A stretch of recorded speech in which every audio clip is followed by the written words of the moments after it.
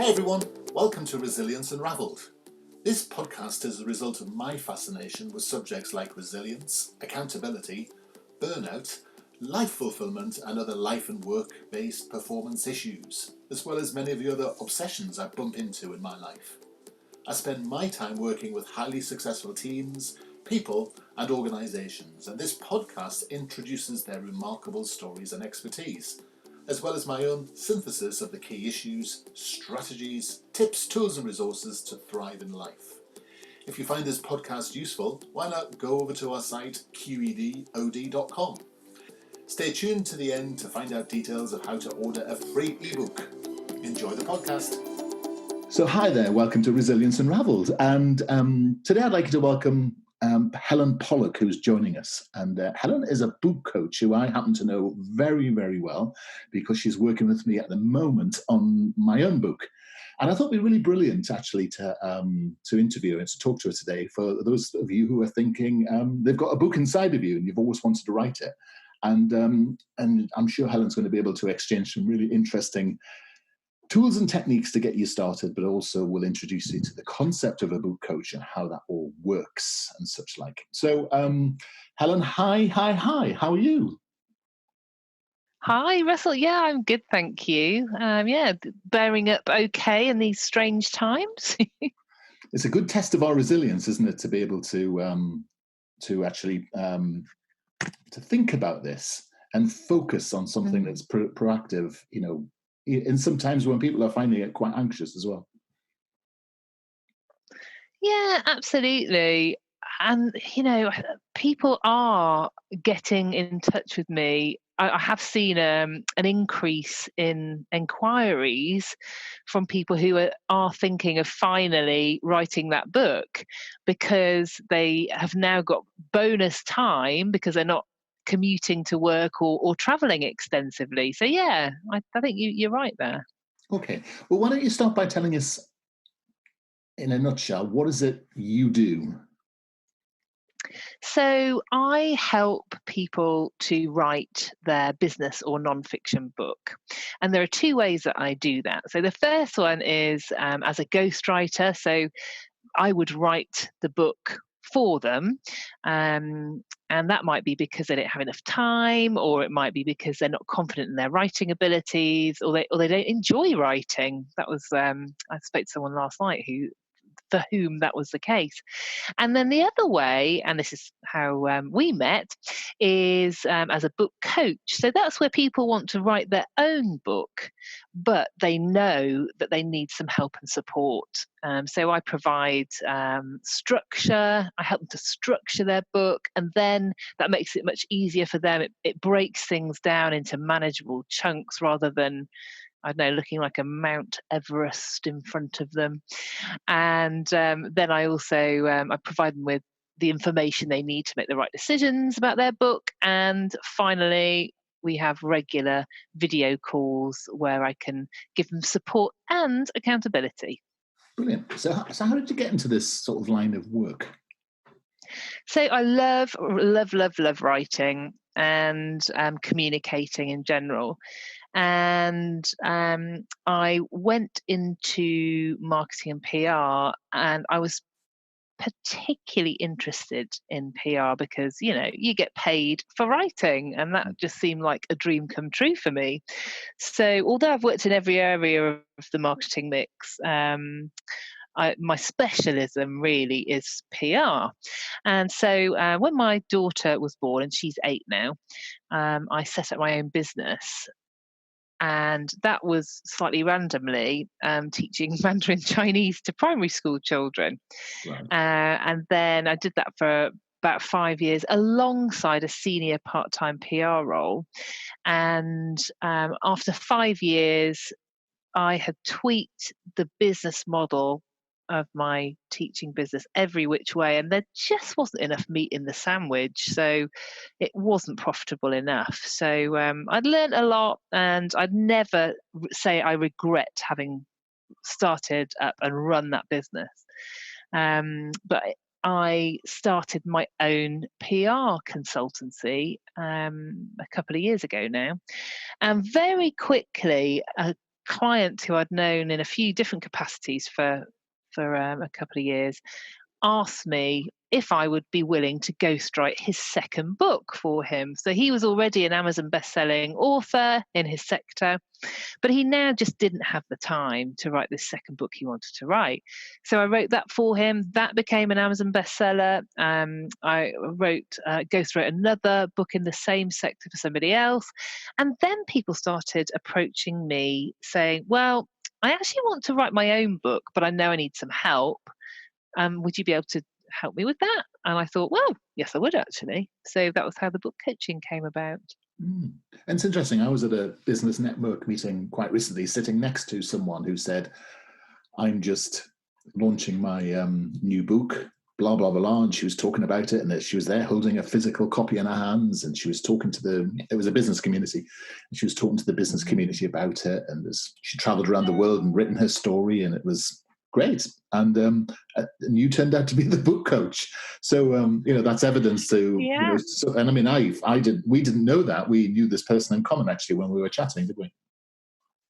We did. That's right. So yeah.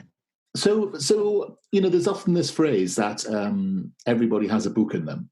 And is this true? I think it is not. I think many people do have a book in them. But really, it's about, do you have a compelling story to tell? So, you may do, you may not. And if you don't, then you probably don't have a book in you. So when you're talking about a story, I mean, that's interesting, isn't it? Because that's a different approach from, say, having, I don't know, so usually there's this idea you're educating, informing, or entertaining, isn't it? So you can write a non-fiction book and any of those things. Yeah. But if you're informing or educating, do you need a story? Yeah, absolutely. I think any kind of writing where you're trying to influence people in some way, you're telling a story. So yeah, absolutely. I mean, people bang on about storytelling, don't they? As being, They do. From the time we all used to sit around and open fire together, blah blah blah blah. But not everybody likes a story or can tell a story or wants to listen to a story. But you're sort of advocating this sort of storytelling approach.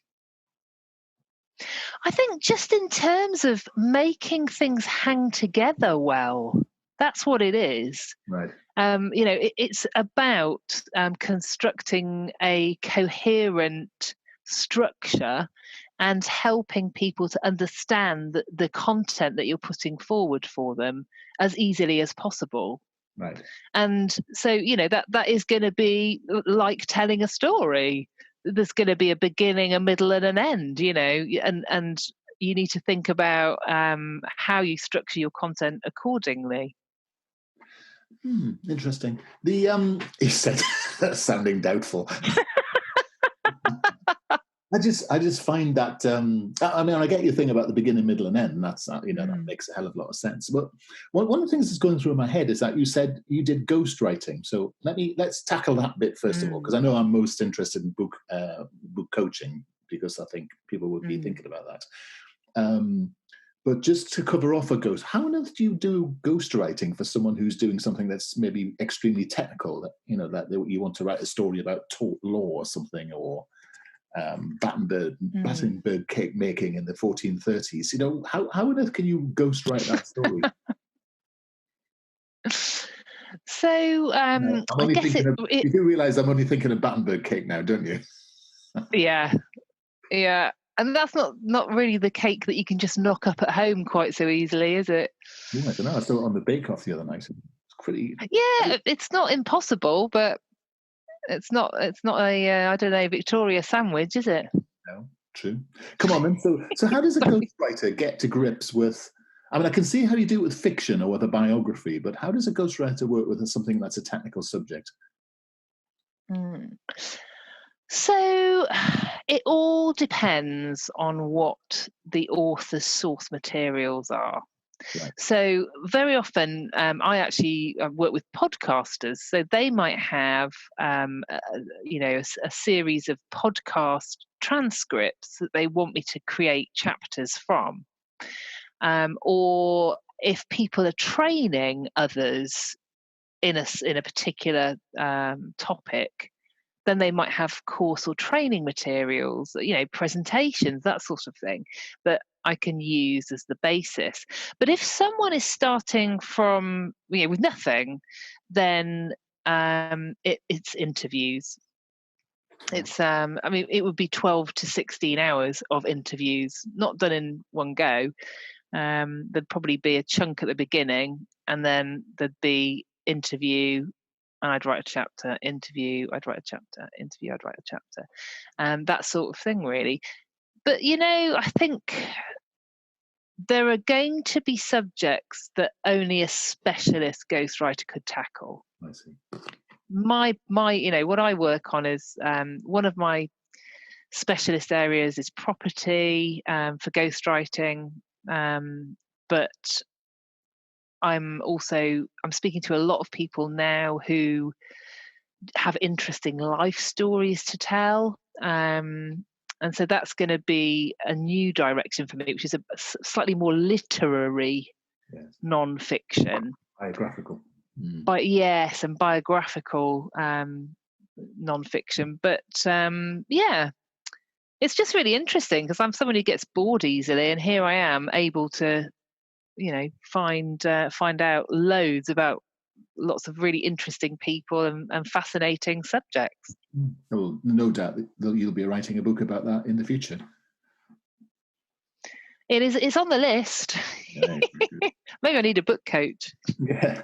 So so let's say that someone has a book in them and they just want to make have a go at themselves, so they've got an idea in their head, they sit down, they open their computer, they turn to page 1 of Microsoft Word or Pages or whatever it is they're using. They write their title down, and then bosh, off they go, and the magic just flows from the ends of their fingertips. Is that it? Is that how it works?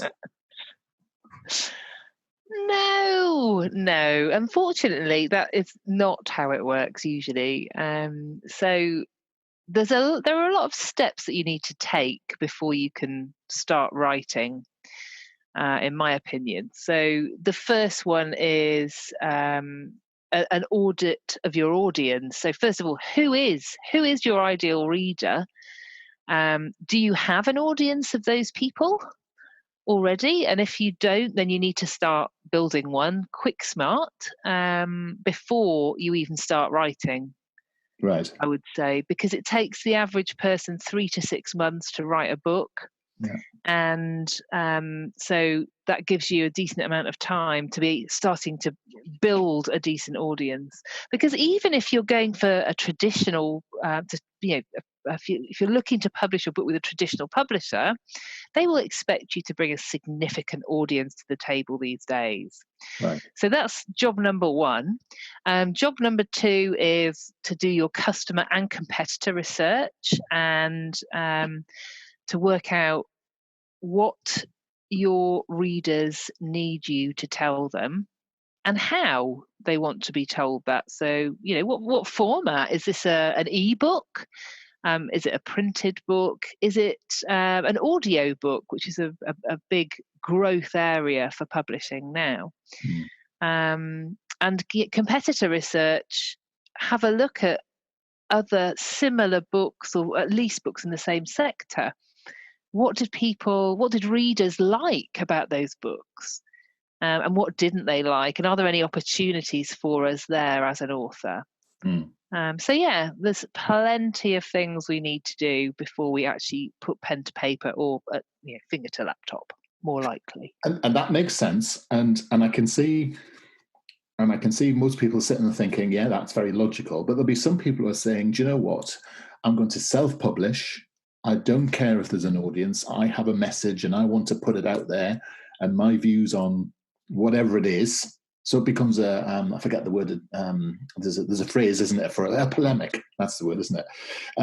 So I will put that out there, irrespective of the audience size or their needs or their wants, because sometimes the most groundbreaking work comes from, or the most individual voice comes from writing something where you've invented it from scratch without doing that sort of work.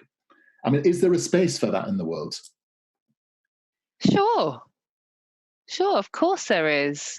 There are lots of different approaches for creating a book, but the majority of the people who come to me are not in that position. And they're thinking, I really want to write a book, but I just don't know where to start. It all feels overwhelming. Yeah. And that's making me procrastinate and not do it.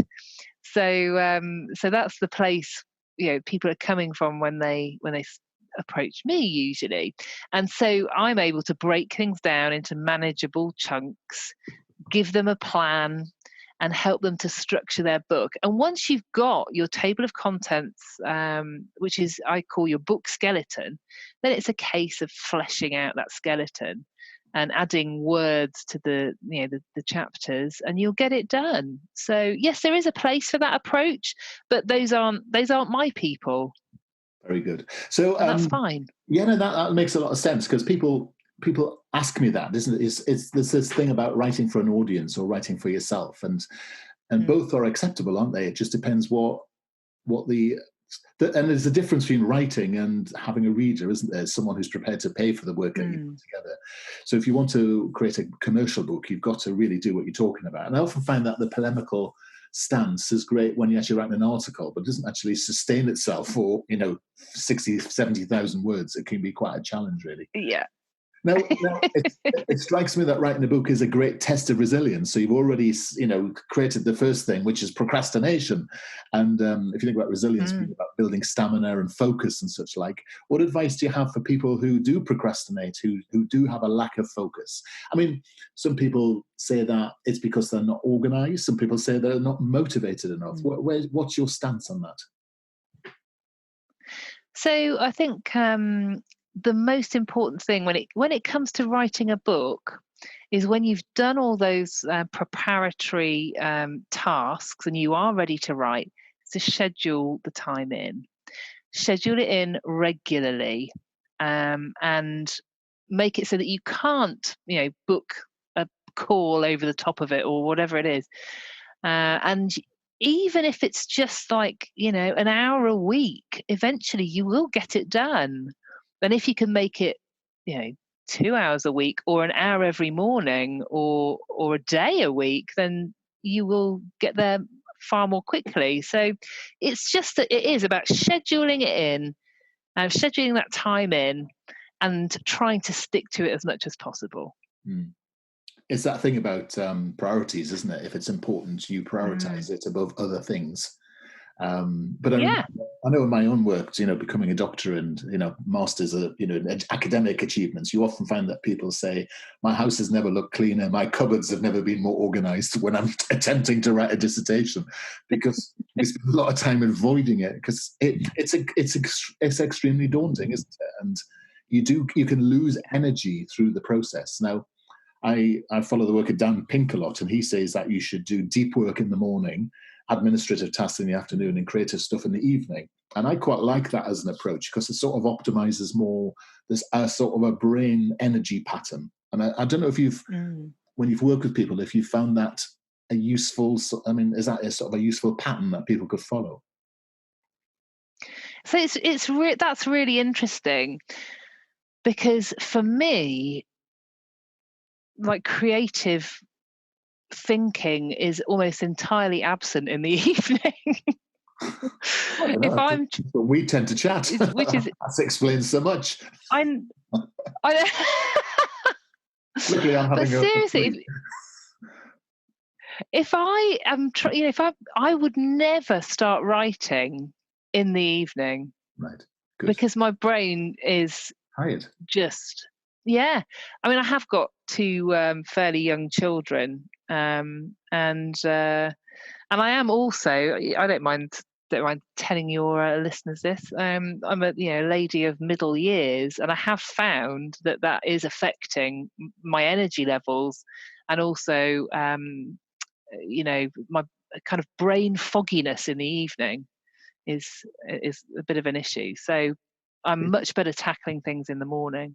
It is interesting because we're actually in our own practice doing some particular work around that particular subject at the moment, actually helping women around that particular problem. And that's because actually one of our own therapists has gone through it recently and has been so affected. She's been thinking about how to help people. And I definitely think there's a book in that area. But enough of my thousands of ideas. Let's concentrate on yours. So you're saying be organized, do the research, find your customers, be able to figure out what those customers want, look at the competition. And then you talked about having this table of content. So you build your structure and your skeleton, and then basically then starting to write. Or is there... So in other words, once you've got this skeleton organized, you said flesh it out. So how do we, in effect, flesh out the skeleton? So if you've created your table of contents, your book skeleton, then because we'd have already worked on what readers will know when they pick your book up, and what you want them to know by the time they put your book down, and would have plotted out a journey effectively for your reader, and then we've created the table of contents from that. And because with business and nonfiction, we usually know what we're talking about, or in this case, writing about, it shouldn't be that hard. It's not like we're having to juggle, character development and, a complicated plot. We should be able to just then, start writing, follow the structure we've created, and what you're writing about, so it will just flow. It should. That's that dreaded word, should, isn't it? Should. But that's what I'm there for. Right. Is, when people... what happens to people with writer's block? Because we hear about that, and I think that's a test of resilience, where you keep looking at things and you just can't make it work. So how do you get around those sorts of things? So, there've been times when I've been ghostwriting, or even just like writing features in my PR life, where I just haven't been able to find an angle for something. It's really doing my head in. And the solution is to take a break. Right. And there is a particular type of brain state. And so for me, as the mum of 2 young children, going for a run helps me to get into that state, or even sometimes going for a shower, where it's I'm doing something, and it's kind of like mindfulness, really, isn't it? But very often I find myself coming up with solutions to problems, where if I'm running, or if I am in the shower, or during the meditation section of my half boxing, half yoga class that I usually go to, when I'm not supposed to be thinking about work at all. But I often come up with solutions to work problems in that time, the relaxation and meditation section at the end. So that's the try that, because that can be a quick win. Nip out for a run for half an hour or whatever. If you still can't get past it, then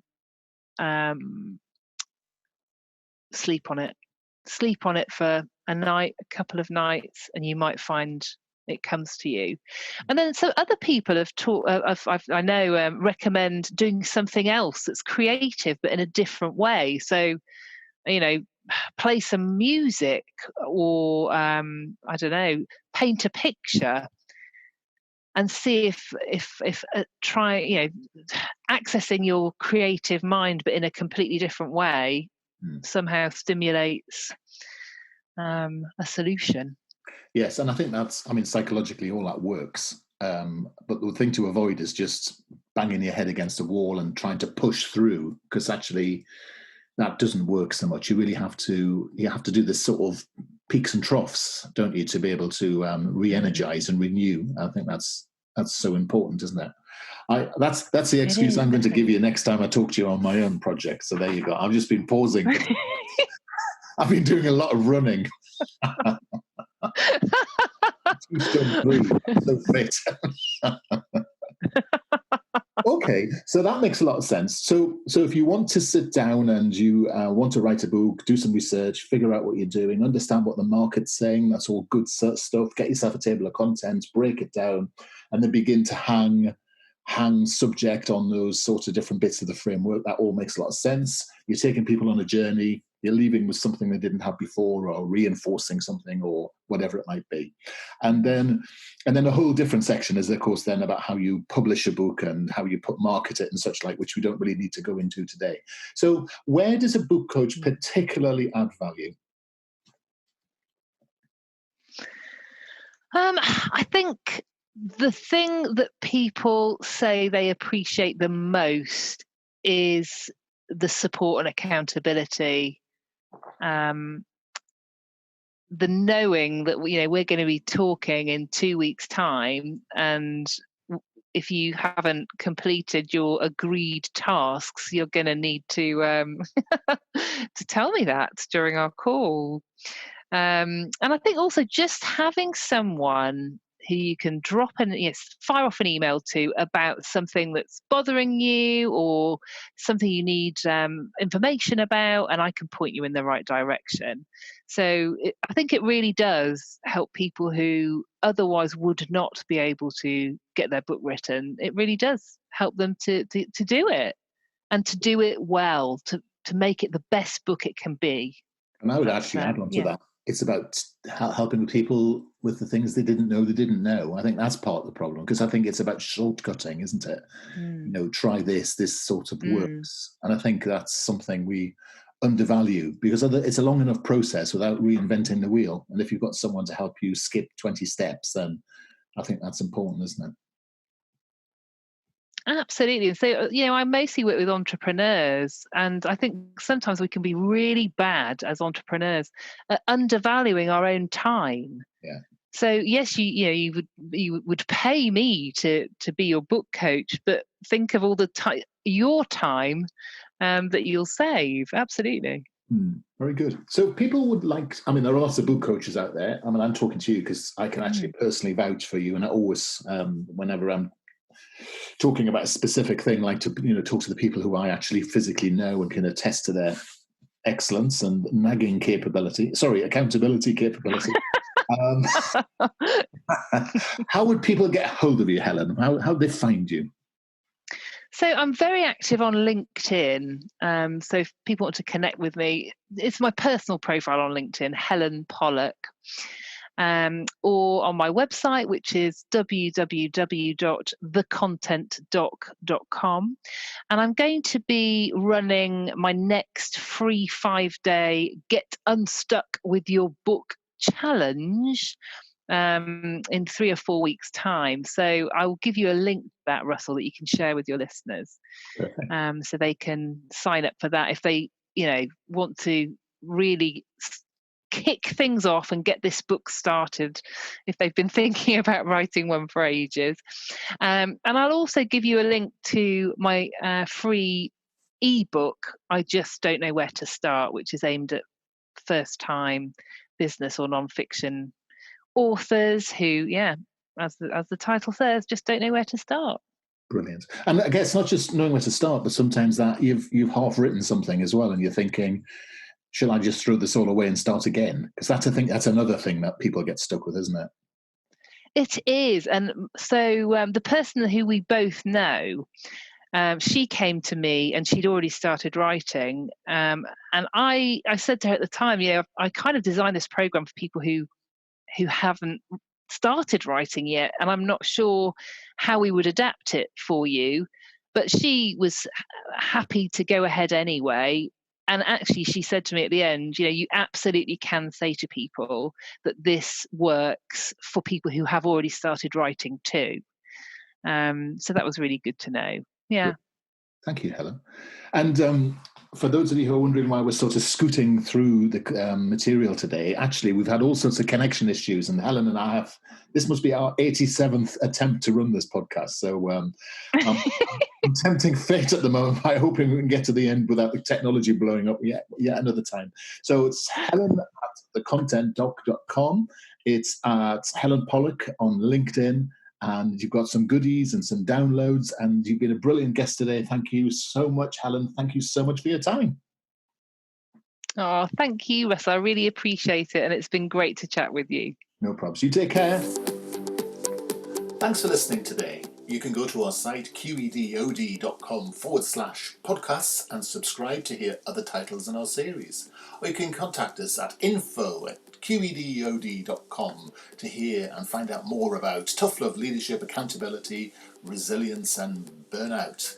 You can go to our site qedod.com/burnout2019 to hear and get access to a load of resources to help you manage and fight burnout. And you can go to qedod.com/free ebook to hear more about the fundamentals of resilience. Until the next episode, keep on thriving.